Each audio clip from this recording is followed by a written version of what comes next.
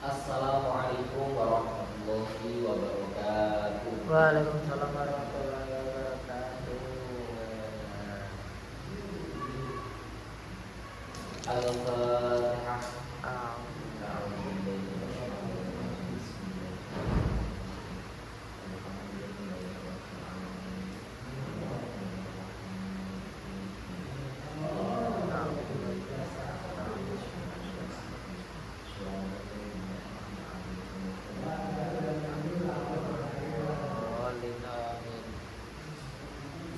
Selamat pagi anak-anak.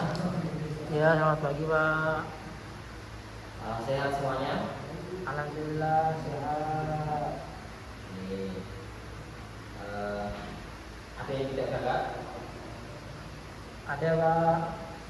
Ma'ruf Kulinuha. Sakit. Saya absen terlebih dahulu. Iya Pak. Hari Isam, Dir. Muhammad Fazrul Falah, Dir.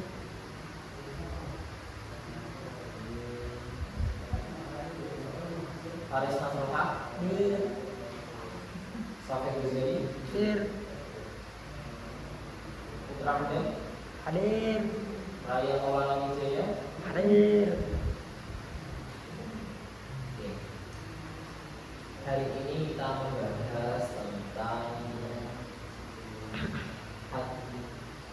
hadis sebagai sumber hukum Islam.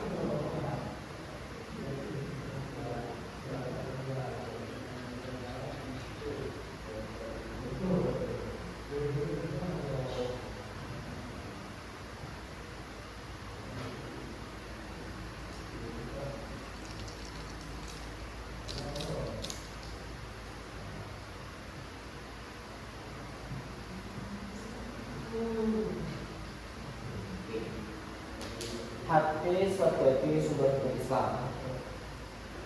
Hadis merupakan sumber hukum Islam yang kedua setelah Al-Quran. Dari pelajaran kemarin kita harus mengetahui pengertian hadis hadis.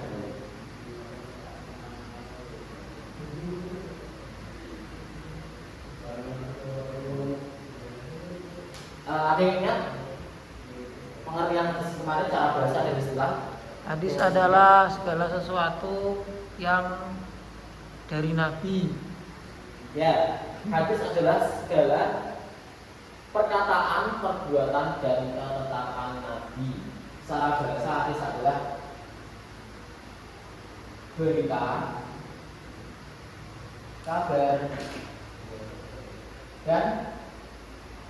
dan atau pengucapan baru. baru. Ya. Secara istilah adalah segala perkataan, perbuatan,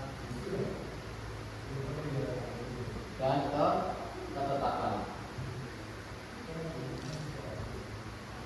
Ya. Jadi hadis itu segala perkataan dan perbuatan ketetapan Nabi Muhammad SAW. Allahumma sholli. Jelas saja untuk pengertian hadis. Sekarang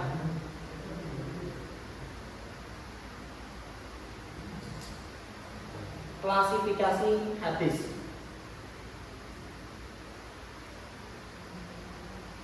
Klasifikasi hadis ini ada banyak.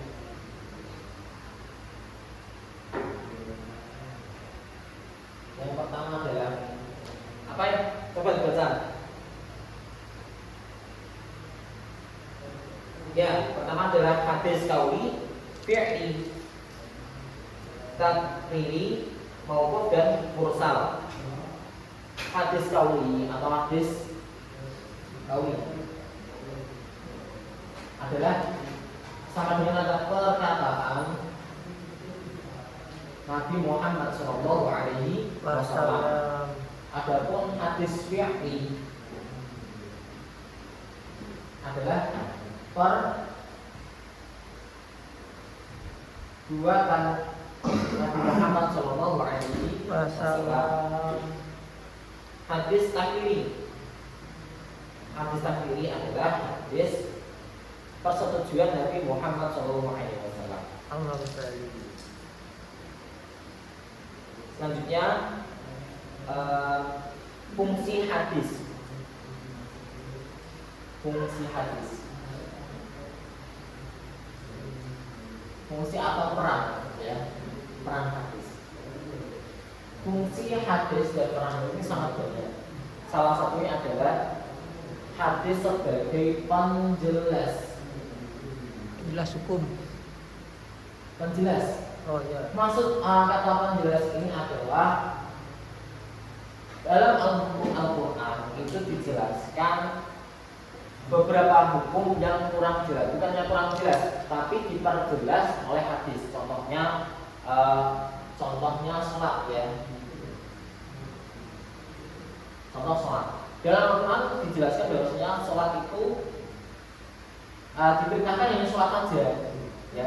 Di Al-Quran diperintahkan hanya sholat saja, ya. Hadis ini fungsinya sebagai penjelas, dijelaskan bahwasanya hadis itu gerakannya seperti ini, bacanya seperti ini. Yang kedua, hadis sebagai penambah hukum.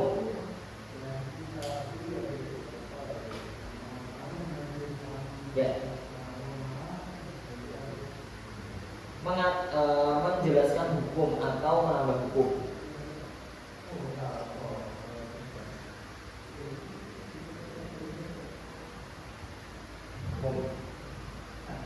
Fungsi dan peran hadis yang kedua adalah menambah hukum.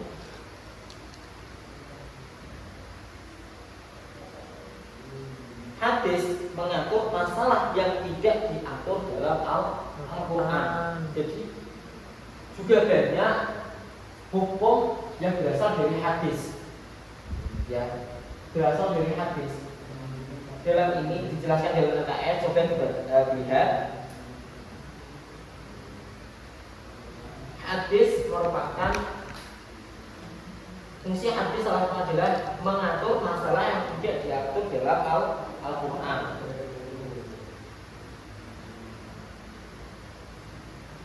Contohnya apa? Contohnya yang tidak ada dalam hadis. Tidak dalam Al-Quran. Tidak ada dalam Al-Quran. Ya, contohnya apa?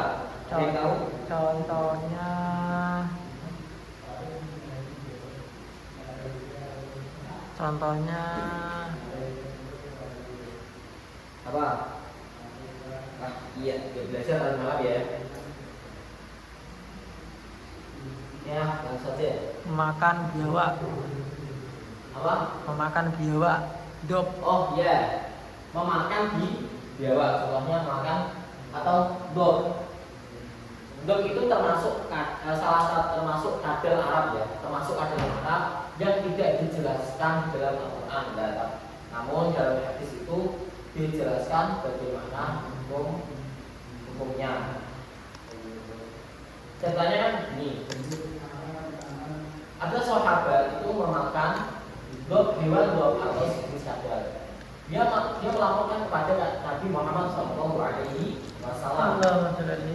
Tapi Nabi Muhammad diam saja, berarti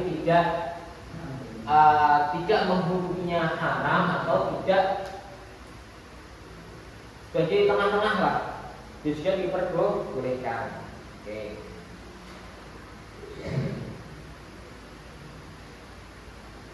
Yang kedua, pedoman di hidup manusia sebagai pedoman. Nah, pedoman ini sebagai pegangan selain Al-Quran, hadis juga sebagai pedoman atau pegangan hidup untuk umat muslim. Yang kedua, dasar fatwa untuk keputusan hukum.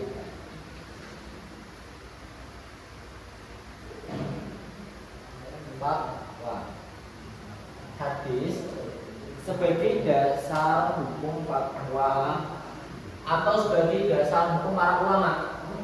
Jadi apabila ada suatu permasalahan yang tidak dijelaskan dalam Al-Quran, maka bisa diambil dalam hadis. Oke. Sampai di sini ada yang ditanyakan? Ada Pak. Ya. Bagaimana membedakan hadis yang sahih dan tidak sahih? Nah, Membedakan yang itu. hadis sahih yang tidak sahih. Ya. Ingat ya mazhab kemarin, jangan lupa. Penghapusnya mana itu penghapusnya? Ya. Oke. Kemarin kan ada namanya sanad. Sanad apa? Matan dan rawi.